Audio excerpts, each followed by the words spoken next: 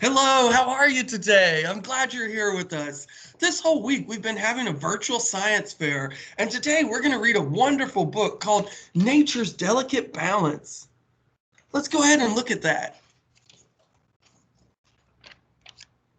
It says the circle of life. The cycle of life continues year after year. Earth is home to a countless variety of animals and plants. These organisms depend upon one another in many ways. Living things grow and die. Microscopic animals break down the tissues of dead plants and animals. These tissues are full of nutrients that seep into the soil, where they help new plants grow. Animals eat the new plants, and energy is passed from one organism to the next.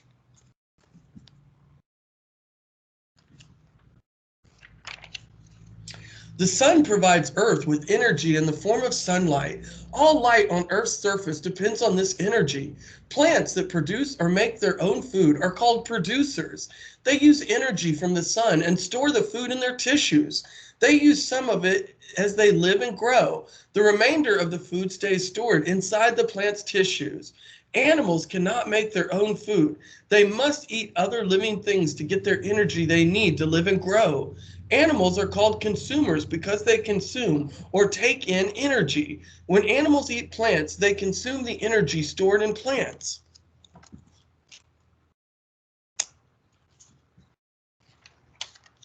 Herbivores, carnivores, and omnivores.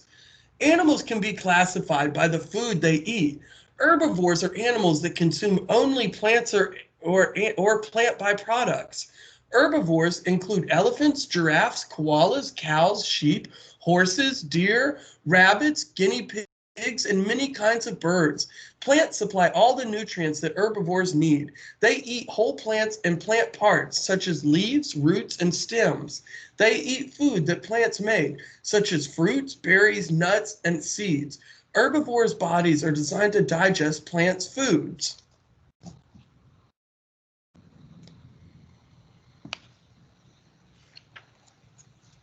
Carnivores are animals that consume other animals. They eat the meat or eggs of other animals. Most carnivores hunt and kill animals, then eat them. Instinctively, carnivores know which animals they are able to kill and eat. For example, a bat only hunts animals that it may be able to kill and eat. It will hunt at night for insects to eat, but will not try to pursue a horse or a cow.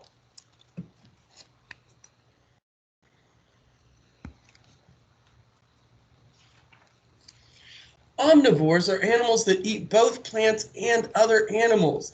They are able to consume and digest a variety of foods, including leaves, roots, fruit, nuts, seeds, insects, fish, snakes, worms, and other animals. Omnivores will eat almost anything if they are hungry enough.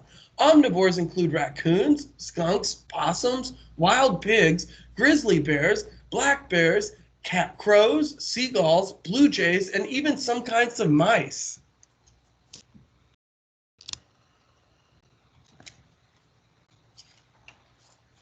Special body structures. Animals have special body structures that help them hunt for and eat food. Some animals develop horns or tusks that enable them to fight and defend themselves. Some animals have strong legs that allow them to run away from danger. Teeth are one of those most vital body structures for all animals. Herbivores have large rear teeth that are ideal for grinding plant fibers. Carnivores have sharp pointed teeth that are well suited to biting and tearing meat. Omnivores have teeth that are adapted to eating all kinds of food.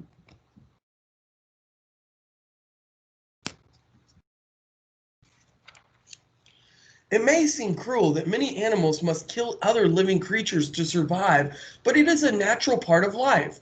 All animals must eat to survive. Every creature has the body structure to get what it needs from its environment. Our world has a balanced system of life and death. What foods do herbivores, carnivores, and omnivores eat? Examine the Venn diagram carefully and note how balanced the three parts are. Notice that herbivores and carnivores eat different things, but omnivores eat foods from both circles. Okay, let's look at this Venn diagram. So we've got herbivores here, and then omnivores in the middle that eat both things, and over at the other side on the left, we've got carnivores.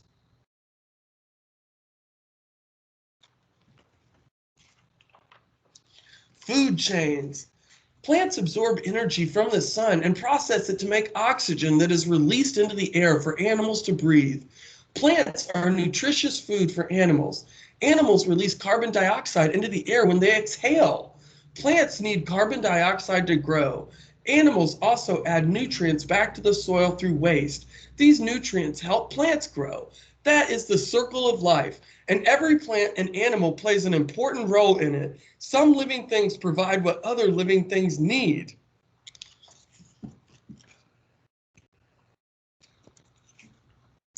You can think of each living organism on Earth as a link in a chain. Both plants and animals are important to the health of every living thing on Earth. The diagram below shows how each living thing gets what it needs from other living things.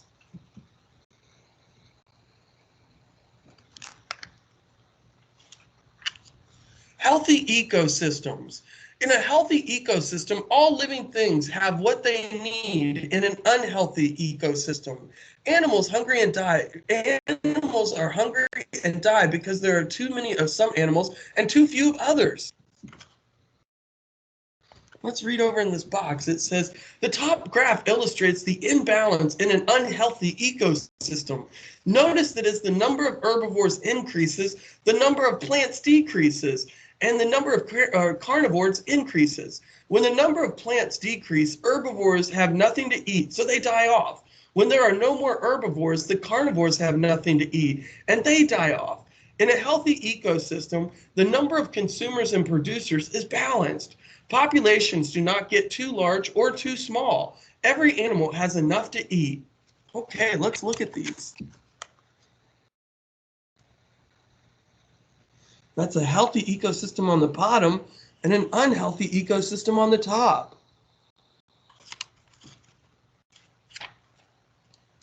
Deforestation and reforestation. Ecosystems must maintain the right balance of plants, herbivores, and carnivores in order to thrive.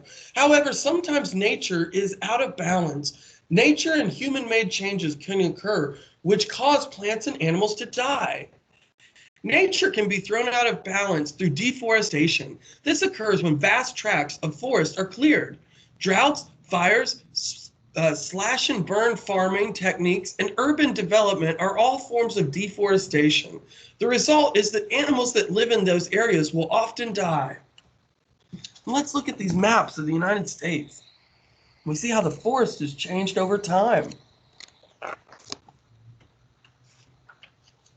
The process of adding forest and woodlands back into the environment is called reforestation. It can occur naturally in some environments. However, in many environments, people need to do the reforestation manually. When people reforest an area, they attempt to reforest the environment to what it would have looked like naturally. They plant a variety of trees and vegetation. The goal of reforestation is that the delicate balance of nature might be undisturbed.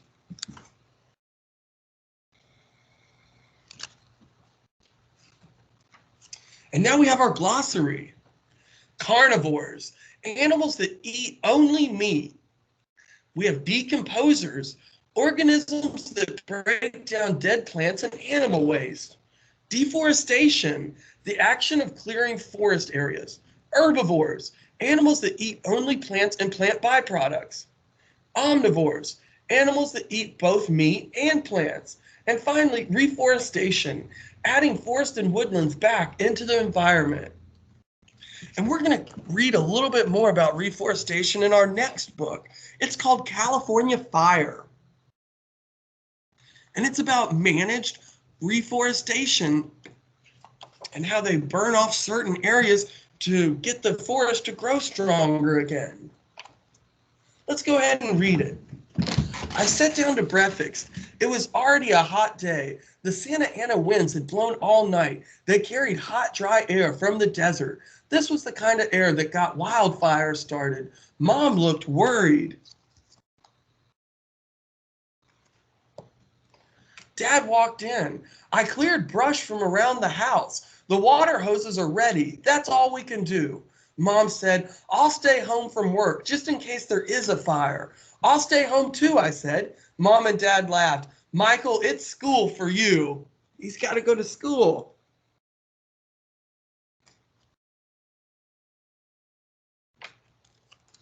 At school, a fire inspector talked to us. Her name was Anita Gonzalez. She told us wildfires were a normal part of nature. They burn away dead brush so new plants can grow. This gives food and homes to wildlife, she said. Miss Gonzalez said we could help prevent fires. Never play with matches, she said, and don't light fireworks either. But if a fire starts, the most important thing is to get out fast.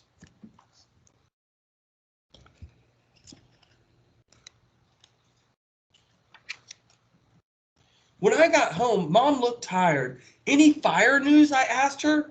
No, she said, but I've packed the car. You'd better find that cat and put him in the travel box. I walked outside. Ignaza, I shouted. The cat didn't come. Then I looked up at the mountains. Mom, I yelled, running inside, there's a fire. Together we hurried out to the front porch. It's 6 miles away, Mom said, but those winds are blowing it right towards us.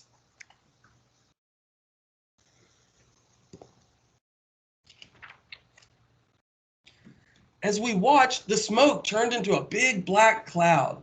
Flames raced down the mountain. 3 fire trucks sped by. Their sirens wailed. A police car followed. Get out now, the policeman shouted. A fire is coming. Mom said, let's go, Michael. But what about Dad, I shouted, and what about Ignaz? I started to run into the yard, but my mother grabbed my arm. Ignaz will be fine, she said, and Dad will find us. Good to have a plan.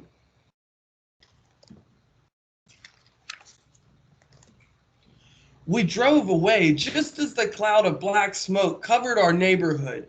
For a second, the smoke cleared. I saw houses burning. My throat hurt. I could hardly swallow. Oh no. That night, my mom and I lay on cots at my school. Late that night, Dad walked in. We threw our arms around him. So this wasn't a controlled fire.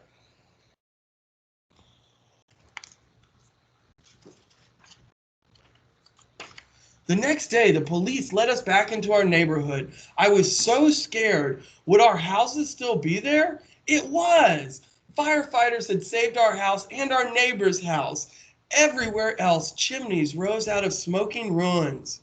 I called Ignaz, but he was nowhere in sight. My dad held me as I cried. Things moved fast after that. Power and telephone crews came. Insurance people and builders helped people plan new homes.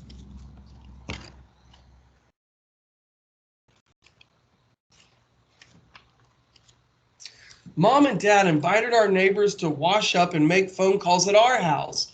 My friend Maria's home had burned, and I gave her some of my shirts to wear.